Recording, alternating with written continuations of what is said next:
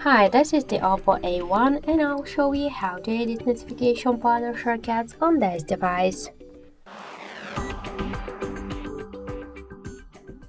So open first the control panel, and just to add here some options or remove some of them, you should click or to the right upper corner to these three dots, tap to edit titles, and here we got the section, or this up section was visible in or down section was invisible options.